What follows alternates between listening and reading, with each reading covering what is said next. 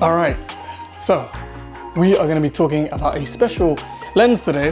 We're going to be talking about the Viltrox Air 50mm f2. And yeah, it is a must-have lens. I don't normally do lens reviews on this channel, but I've been using this lens for a little bit now, and I thought, you know, I need to make a video on it because, yeah, it is a great lens.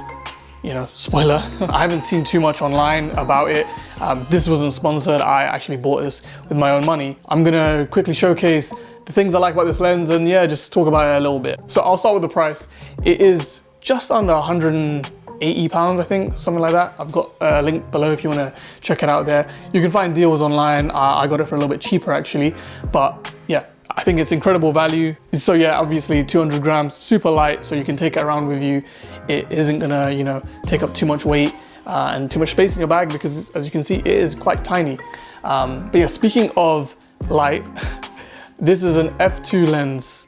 So it is gonna let in a lot of light. So you can even use it for portraiture. You can get good background blur and, you know, separation from the subject. So it's gonna have that element of it that's quite good as well. And again, for the price, you're getting an f2 lens that's light. So yeah, I think it's really good, and especially for like nighttime shots, you're gonna have a good time with this. Another reason I want to talk about this is because, you know, I could only discuss the competitor for this, which was the Sony 50mm f1.8. Yeah, if you buy it secondhand, which probably you should do with a Sony lens like that, it will be around the same price as buying this brand new. So just to know that, that's why I've sort of had that as the competitor to this. The Sony has a lot more outdated tech. It is a lot older, and you know, it's not going to give you the same performance that you really want. And I've looked at a lot of reviews online. I've looked at a lot of image tests, side-by-side comparisons of the two, and this one is clearly a winner between the two of those. And you can get excellent image quality from a lens like this. I can say I've used it on a few bodies, a few Sony bodies. I've used it for the A7C and the ZV-E1, and I've really enjoyed, you know, shooting with it, getting pictures with it, and yeah, can't really complain. Another positive is that the autofocus performance on this lens is great. I've used a few lenses before, and this is probably one of the better autofocus lenses I've had. So yeah, just keep that in mind. Might not be with the Sony level lenses, but it's still really good. I do have a few minor issues with the lens itself. I would say that obviously it's made of plastic, so you can tell it's made of plastic. Don't think that's a big issue because it does make it travel friendly, so that is something to keep in mind. But I will say that the minimum focus distance for this lens isn't the greatest, and I think that's my biggest issue with it, is that it's a 50 centimeter minimum focus distance, which is, you know, like probably around this much. So you can't get no macro shots. You can't get super close to your subject. You have to make sure that there is a bit of space between you and the subject, which isn't the worst thing in the world, because for a 50mm, it's gonna zoom right in, but it's not a macro lens. So yeah, keep that in mind. Another con about this lens is that it's got sort of like a lot of vignetting at f2.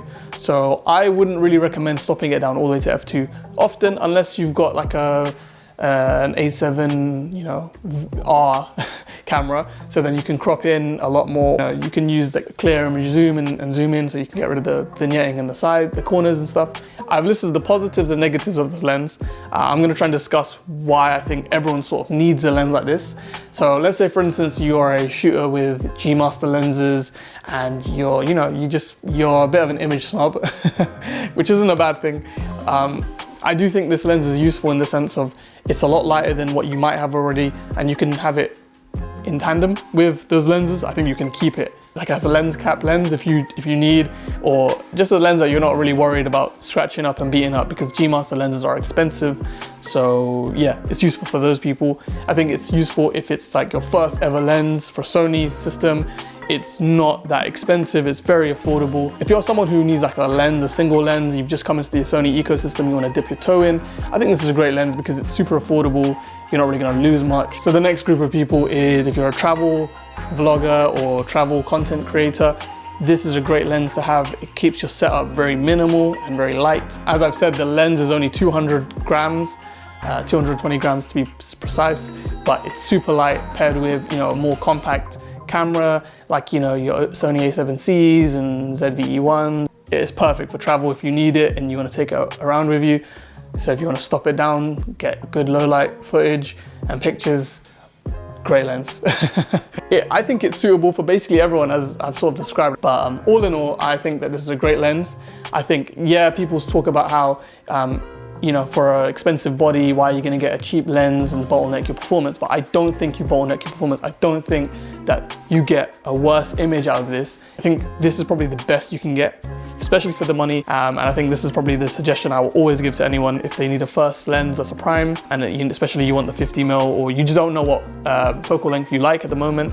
I think starting with the 50mm is always the basics. Nifty 50, as they always say. And I'm really pleased to have this lens in my kit. And yeah, I think that it's a lens that everyone should have. I hope you enjoyed this short video, and I hope you like it and subscribe if you haven't already. There's gonna be more videos coming up. I've got a few camera reviews, so yeah, enjoy those. And yeah, in a bit.